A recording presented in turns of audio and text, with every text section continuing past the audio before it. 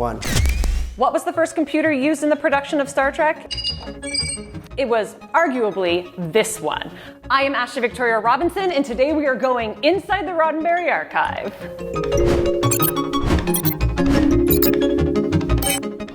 Rod, thank you, one, for showing up and shaming me by having longer hair, by being a cooler person than I am. Oh, no, that's not true. Computers are a very important part of Star Trek for so many different reasons. Absolutely. And I believe this year was our cutting future tech for the 80s. The precursor to the laptop. I don't know if it's precursor, because we kind of had things like it. But, I mean, there you go with the laptop. That was all over the ship.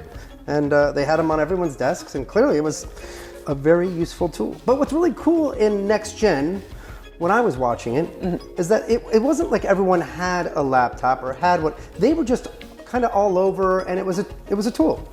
I mean, you didn't have your own OS, you didn't have your own.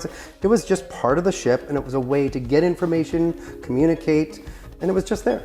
I think of the pads as being something very similar because everyone had a different pad the way you would have a different notebook, and now we all just have one iPad in our pocket for reading comic books on. We have a computer right here.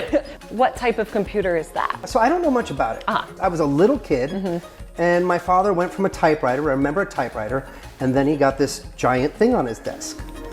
And I didn't really understand it. I didn't have a computer. I don't think I really knew what a computer was. I knew what a TV was. Yeah. And it had a screen, and I think it was just black and green text. And so that was boring. That was like watching a black and white show for a 4 or 5-year-old, at least for me. And that I didn't care. So we're talking probably close to 50-year-old technology here. What's the point of having it if you don't try to turn it on every now and then? Yes, Rod, yes! And this thing weighs a ton. So we're gonna move it over to where there's a power source. You're gonna lift it. I'm gonna do my damnedest.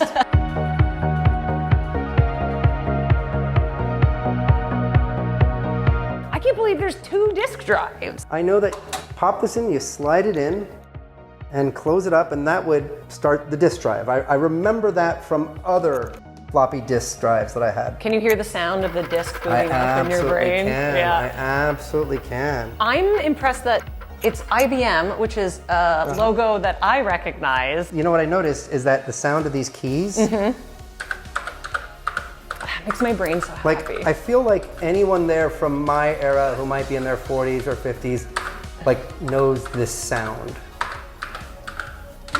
Either you did it or your parents did it. You just knew that sound of a keyboard. You have a future in a very specific ASMR niche with that sound. Yes. I love the color theory on here, search and control being orange. For why? I don't know why, but I love it. Yeah, look at this. They had a delete character, CHAR, delete block, mark, continue.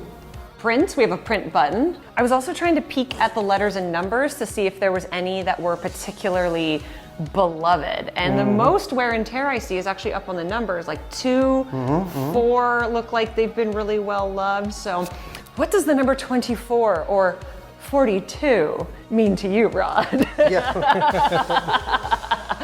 42 is a different franchise, but it's a damn good one. And luckily, it has all the answers. Exactly. How they came up with this keyboard, like the transition from whatever typewriter keyboard was. Yeah. I mean, I know this wasn't the first computer ever made. I know they had big ones the size of rooms and stuff like that. That's how they went to the moon, right? But just looking at this, I mean, we don't have these keys anymore, really. No. Not many of them. Or only on a coding computer, where you would have that secondary keyboard. Yeah, it's certainly a piece of history. Seeing him use it, which again, I didn't spend a lot of time, but it was just typing in green text, and that's all it did. Yeah. And so I was like, meh. Couldn't play games on it, couldn't make funny pictures. What was the point? Yeah. But I do think reducing it to a glorified typewriter is not incorrect. Agreed. And back then, he must have had a printer. Remember, like the dot matrix printer. Oh my God, it's so satisfying though. And I can hear that sound, that zzz, I can't even do it, but you could hear it going, and the sheets going with the perforated holes on the edges. So cool. Yeah. All right, so we're gonna need a power cable for this. Yep. Where would we find one of those? Whoa. That was lucky. Oh, that'll work. The only reason I'm doing this is because I feel like I should be the one that gets the blame when it starts smoking. Oh, look, I'm going to bet that you have better insurance than I do. Yes. I don't want you to get in trouble on this one. Thank you. Should we stand well back? Maybe. I cannot tell if it is on or off. All right, well, here we go. Ready? I'm ready. 3, 2, 1. Okay, ready? Go for it.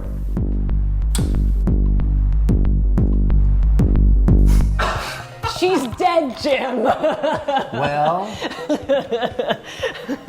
you know what? It had its day. It did its job, and now it's a beautiful representation of that part of Gene Roddenberry and Star Trek. And for us, purely ornamental. Yes, it's a great paperweight. Exactly, a very heavy paperweight. I'm serious. If there's anyone out there that has these skills or knowledge about this kind of computer, it's not that I'm really trying to recover anything.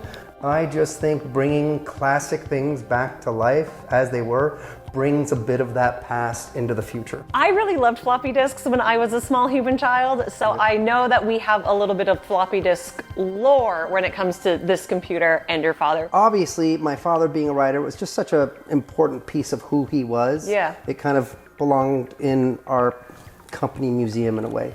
And along with it came a bunch of discs. Mm-hmm. But a number of years later, Trevor Roth at this company, runs this company, he did some research and he found there was someone who could get these discs. And if they were still viable, if they still had stuff, could maybe get the date off. I think we found like a recipe on one of them, but there was nothing like, you were hoping for the treasure, the gold of like that unwritten Star Trek script, or the notes about the character that you never knew. But we always wanted. Yeah, and sadly, we didn't find anything like that.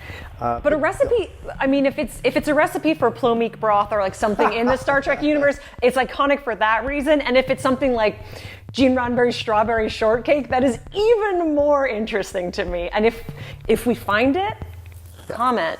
We should make it. I believe this was the first computer he had. Mm-hmm. My father had a bunch of tech. I remember being a kid, he had, the Casio watch, which had, back then this was cool, it had the calendar, and I think it maybe had a temperature sensor. Yeah. I remember once he had a watch later on that had a TV on it.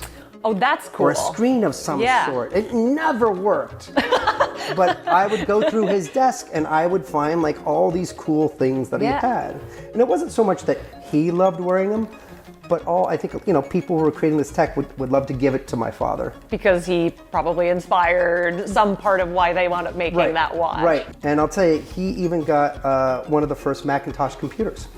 Ooh, and we love a Mac in this house. Yes, and he brought that home, and I think he promptly gave it to me.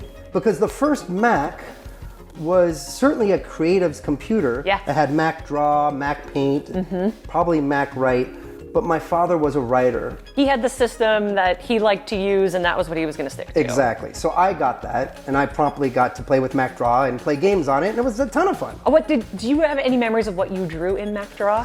I ran for, I think, presidents in 5th grade or something like that.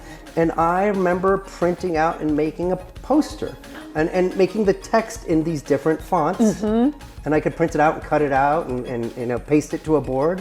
I definitely used it to do that. I want that on a t-shirt. Rod, this has been such a ding-dang delight for me. It's been so lovely to do this exploration and to get to spend time with you. No, it's my pleasure. No, it's great to spend time with you. And you know what? This has been sitting in our cabinet for so long. To bring it out and kind of look at it close, it does bring back very fond personal memories of me going into my father's office. So I thank you for that trip down memory lane. And campaigning for president. and Rod for president. Which I did not win for good reason. Cut that. Don't tell them that. Thank you everyone for joining us at this adventure inside the Roddenberry archive. If you want to see even more treasures and even more of this guy, you gotta you gotta smash that subscribe button because we have so much cool stuff coming for you. Much cool stuff. Into the future ad infinitum. Yep. Live long and prosper.